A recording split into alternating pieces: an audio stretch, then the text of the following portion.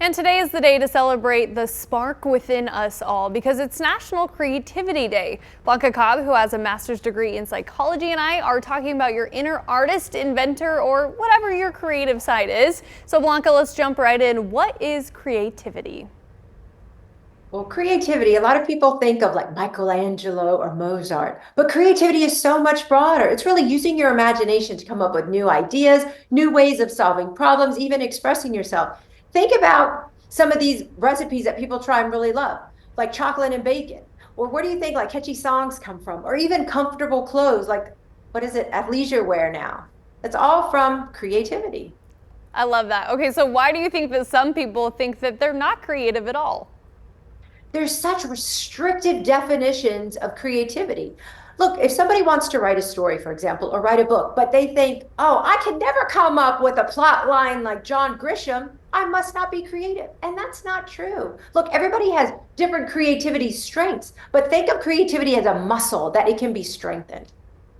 And how can adults become more creative? Well, if you're an adult, this is all about getting out of your comfort zone and stop worrying about what other people think. This is engaging in a new hobby, listening to new music, learning a new skill. Because think about these new experiences. What it does is it expands your knowledge base. And when you have more knowledge, you can start thinking a lot of different things in a lot of different ways. And then stop judging yourself. It doesn't matter what the outcome is. Sometimes it's just about the journey, not the destination. That's about creativity. Think about so many people who are creative but have failed along the way before they finally get to that ultimate outcome that they were seeking. Okay, last question for you. I know we mentioned adults, but how can parents help their children become more creative? When it comes to children and creativity, parents, it's all about having fun. So what this means is allowing your kids to make a mess. Look, this is where they get to experiment with paints and Play-Doh and clay. Think about recyclables, building blocks, puzzles, costumes.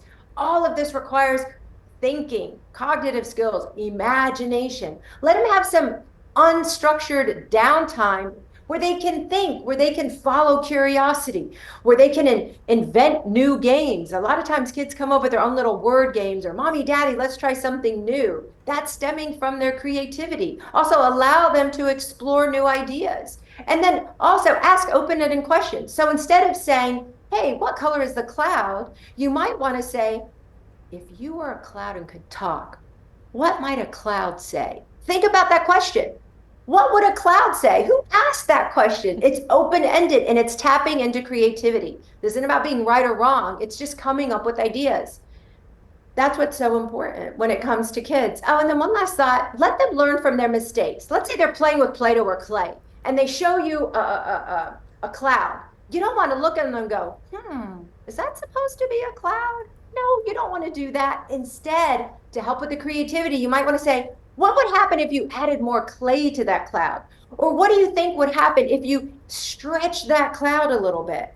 This isn't that you're being judgmental. What you're doing is you're exercising their mind and thinking, adding that what if element to get them thinking and processing a little differently. That's how you stimulate creativity.